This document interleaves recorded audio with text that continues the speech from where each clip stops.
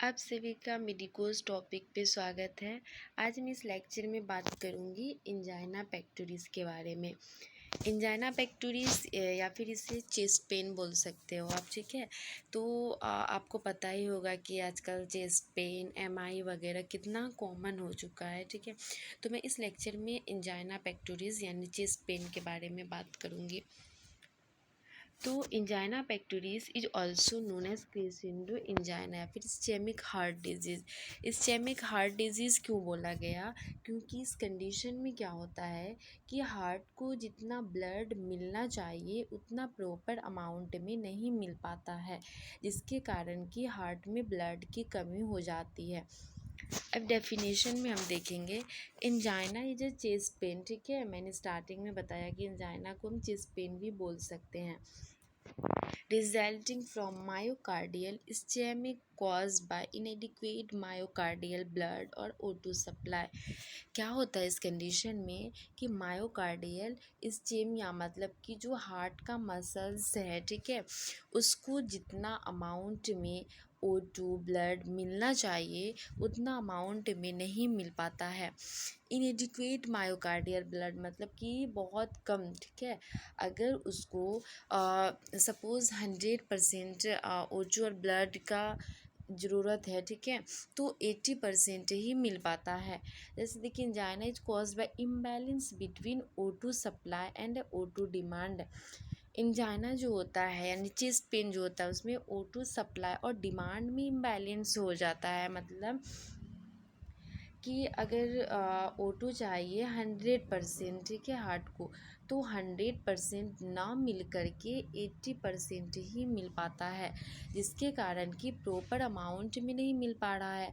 तो हार्ट का जो मसल्स होता है उसमें O2 का इम्बैलेंस हो जाता है, जिसके कारण कि चेस्ट पेन होता है। आई होप कि चेस्ट पेन आपको समझ में आ गया होगा। चेस्ट पेन क्या होता है कि जो हमारा हार्ट का मसल्स होता है, ठीक है, उसको प्रॉपर अमाउंट में ब्लड या फिर ऑक्सीजन नहीं मिल पाता है जितना मिलना चाहिए। ये दोनों में इम्बैलेंस हो जाता है, जिसके कारण कि चेस्ट पेन होता है। अब हम लोग देखेंगे इटियोलॉजी, ठीक है, कि चेस्ट पेन जो हो रहा है उसका कॉजेज़ क्या है, क्यों चेस्ट पेन हो रहा है। तो फर्स्ट ऑफ ऑल कि atherosclerosis most common causes. Atherosclerosis क्या होता है? सपोज़ ये ब्लड वेसल्स है, ठीक है, तो इसमें क्या होता है कि किसी भी टाइप का प्लेग वगैरह का जमा हो जाता है इसमें, ठीक है। तो क्या हो गया कि पहले ब्लड वेसल्स था उसमें इतना स्पेस था, ठीक है, लेकिन प्लेग का या फिर किसी भी टाइप का डिपोजिशन हो गया, जिसके कारण कि अब इतना कम स्पेस, इसी में ब्लड को जाना है, तो क्या करेगा कि ब्लड जो जाएगा जल्दी जल्दी जाएगा, ठीक है। इसके कारण कि हार्ट में जितना अमाउंट में ब्लड मिलना चाहिए उतना अमाउंट में नहीं मिल पाएगा और चेस्ट पेन होगा। और एक होता है कोरोनरी आर्टरी स्पाज्म। तो कोरोनरी आर्टरी क्या होता है कि ये हार्ट को ब्लड सप्लाई करता है, कोरोनरी आर्टरी, ठीक है। तो कोरोनरी आर्टरी में अगर स्पाज्म हो जाए, सपोज़ ये क्या है, ये हमारा हार्ट है, ठीक है, तो इसको जो ब्लड सप्लाई करेगा वो करता है इसको कोरोनरी आर्टरी।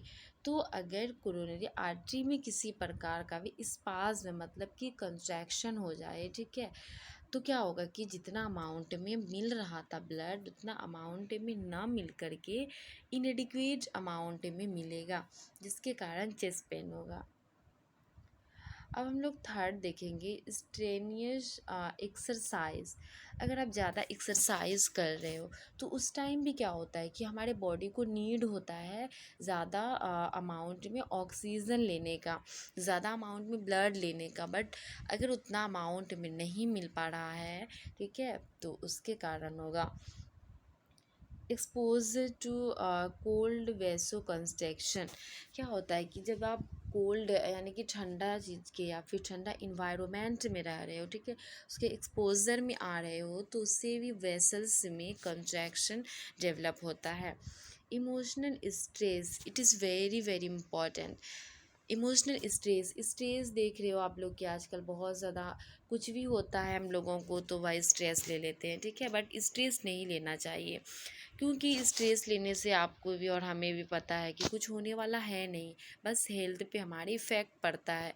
स्ट्रेस के कारण बहुत सारा डिजीज़ हो जाता है, तो स्ट्रेस के कारण भी होता है। स्ट्रेस कंडीशन में क्या होता है कि जो हमारा वेसल्स होता है, ठीक है, उसमें कंस्ट्रैक्शन हो जाता है, जिसके कारण कि चेस्ट पेन होता है।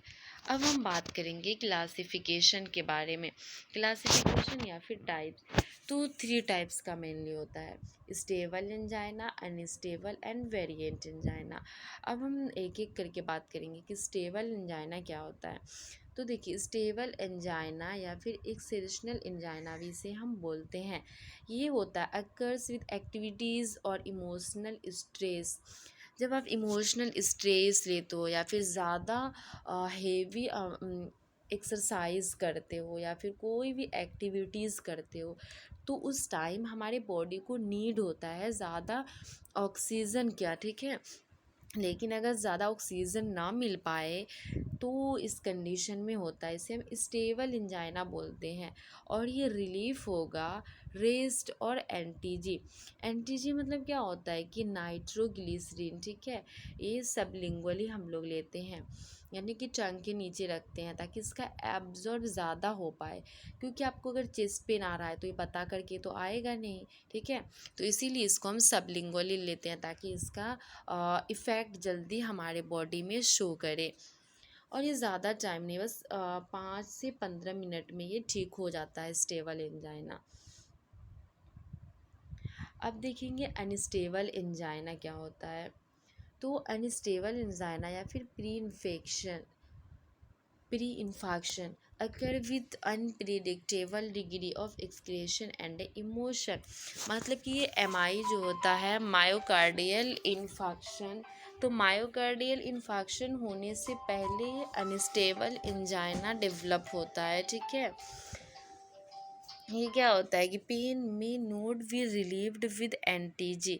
मतलब कि जैसे स्टेबल बताए थे कि वो जो है वो आप एनटीजी ले रहे हो या फिर रेस्ट कर रहे हो तो उससे रिलीफ हो जाएगा, उससे ख़त्म हो जाता है। बट अनस्टेबल एंजाइना क्या होता है कि ये एनटीजी या फिर और रेस्ट कंडीशन में करने से भी ये अनस्टेबल एंजाइना ख़त्म नहीं होता है। Most dangerous type of angina pectoris, ये सबसे बहुत ज़्यादा डेंजरस टाइप है एंजाइना बैक्टीरियस का। Warning sign of acute MI, जो एमआई होता है उसमें एक्यूट एमआई हो रहा है तो वो वार्निंग साइन है कि इसके बाद एंजाइना बैक्टीरियस डेवलप हो सकता है। अब हम देखेंगे वेरिएंट एंजाइना या फिर vasospastic angina occurs by coronary artery spasm. ठीक है, कोरोनरी आर्टरी जो है जो कि हार्ट को ब्लड सप्लाई करता है, उसमें किसी टाइप का स्पाज्म होने की वजह से ये होता है वेरिएंट एंजाइना में अकर एट रेस्ट। लेकिन ये में अकर एट रेस्ट कंडीशन में भी हो सकता है। Prolong severe pain occur at same time each day. ये वेरिएंट एंजाइना जो ये सेम टाइम में होता है, अगर इवनिंग 6 बजे हुआ है तो फिर कल भी ये 6 बजे ही होगा, मतलब इसका टाइम फिक्स सेम टाइम में ही ये आएगा। और ये प्रोलॉन्ग्ड होता है, बहुत ज़्यादा सीवियर पेन होता है इसमें। अगर आप इस कंडीशन में ईसीजी करा रहे हो तो उस टाइम जो एसटी रहता है वो एलिवेटेड रहेगा। मोस्ट कॉमन इन ह्यूमन, सबसे ज़्यादा ह्यूमन में पाया जाता है less than 50 years of age. अब हम बात करेंगे इसका क्लिनिकल फीचर का कि साइन एंड सिम्टम क्या होगा अगर किसी को चेस्ट पेन हो रहा है तो पेन कैन डेवलप स्लोली और quickly, usually is described as mild और मॉडरेट। इस कंडीशन में क्या होगा कि पेन जो होगा वो एक एपिसोड में आता है, ठीक है, मतलब क्या आएगा, स्लोली स्लोली रहेगा फिर बहुत ज़्यादा हो जाएगा। स्क्वीजिंग पेन होगा। स्क्वीजिंग पेन मतलब होता है कि जैसे आप कपड़ा को धो कर के जो सूखने के लिए देते हो उस टाइम जो उसे हम क्या करते हैं कि उसका पानी को हम पानी को जो गाड़ते हैं वैसा टाइप का, जैसे हम कपड़ा को मचोड़ते हैं, ठीक है, उस टाइप का पेन होने लगेगा, एकदम स्क्वीजिंग टाइप का लगेगा, कुछ चुभ रहा है। रेडिएटेड टू ईयर रेडिएटेड करेगा शोल्डर, आर्म्स, जॉ, नेक में। Pain can last up to 15 to 20 minutes इसका पेन रहेगा। और डिस्निया होगा, ठीक है। डिस्निया मतलब होता है कि डिफ़िकल्ट इन ब्रीदिंग, ब्रीदिंग लेने में बहुत ज़्यादा प्रॉब्लम होगा क्योंकि ऑक्सीजन का कमी हो रहा है। Pallor because O2 not reach cell and tissues, ठीक है। मतलब कि पीला कलर दिखने लगेगा क्योंकि सेल एंड टिश्यूज़ को O2 नहीं मिल रहा है। और स्वेटिंग होगा। पाल्पिटेशन, ये क्या होता है कि हम इसे टैकीकार्डिया बोलते हैं। मतलब कि अगर O2 का अमाउंट नीड ज़्यादा है ब्लड का हमारे बॉडी में लेकिन उतना नहीं मिल पा रहा है तो forceful contraction of heart, heart को जो है बहुत ज़ोर से कंट्रैक्शन करना पड़ेगा, बहुत फोर्स के साथ कंट्रैक्शन करना पड़ेगा। अब हम देखेंगे डायग्नोस्टिक इवैल्यूएशन के बारे में कि चेस्ट पेन का आप डायग्नोज कैसे करोगे, ठीक है। तो हम फर्स्ट ऑफ ऑल की ECG करेंगे, इलेक्ट्रोकार्डियोग्राम। तो उसमें नॉर्मल ड्यूरिंग रेस्ट, अगर रेस्ट कंडीशन में करोगे तो उस टाइम नॉर्मल रहता है। But ST elevation and T wave inversion during episode of pain, देखिए ये वाला जो आपको दिख रहा है ये नॉर्मल है, ठीक है, PQRST। लेकिन ST अगर डिप्रेशन है तो इस कंडीशन में देखिए P सही है और उसके बाद जाके QR भी सही है, ठीक है, लेकिन ST जो है वो डिप्रेशन है। और द स्ट्रेस टेस्टिंग, ठीक है, स्ट्रेस टेस्टिंग करेंगे हम। चेस्ट पेन और चेंज इन ECG और वाइटल साइन ड्यूरिंग टेस्टिंग में इंडिकेट इस्चेमिया, ठीक है। और कार्डियक इंजाइम यानी कि CPR जो होता है एक इंजाइम होता है जो कि हमारे हार्ट में पाया जाता है। एंड ट्रोपोनिन लेवल हम चेक करेंगे। कार्डियक कैथेटराइजेशन, ये होता है कि provide a definitive diagnosis by providing information about patency of coronary artery. इससे आप अगर कार्डियक कैथेटराइजेशन कर रहे हो तो इससे पता चलता है कि कोरोनरी आर्टरी का पेटेंसी कैसा है, ठीक है। कोरोनरी आर्टरी में किसी टाइप का स्पाज्म में तो नहीं है, कंस्ट्रक्शन तो डेवलप नहीं हुआ है, ये सब काम है इस कंडीशन में पता चलेगा। अब हम बात करेंगे मैनेजमेंट के बारे में कि एंजाइना का मैनेजमेंट आप क्या करोगे, ठीक है। तो फर्स्ट ऑफ ऑल कि हम उसको रेस्ट कंडीशन कराएंगे अगर स्टेबल एंजाइना हो रहा है तो, और एंटीजी वगैरह देंगे। अगर उससे रिलीफ नहीं हो रहा है देन वैसो डायलेशन देंगे हम। वैसो डायलेशन क्या होता है कि ब्लड वेसल्स को ये डायलेट करेगा क्योंकि ब्लड वेसल्स में कंस्ट्रक्शन की वजह से मेन ब्लड नहीं जा पा रहा था, तो हम वैसो डायलेशन देंगे। वैसो डायलेशन में भी हम टैबलेट दे सकते हैं, ठीक है। और हम देंगे बीटा ब्लॉकर, ठीक है। बीटा ब्लॉकर टैबलेट को आप कैसे पहचानोगे, किसी भी मेडिसिन के लास्ट में अगर लोल वर्ड लगा रहे मतलब वो बीटा ब्लॉकर है। जैसे प्रोपेनोलोल, एटिनोलोल वगैरह देंगे हम। और calcium channel blocker, calcium channel blocker जो होता है इसके लास्ट में डिपीन लगा रहता है तो आप समझ जाओगे कि वो कैल्शियम चैनल ब्लॉकर है, ठीक है।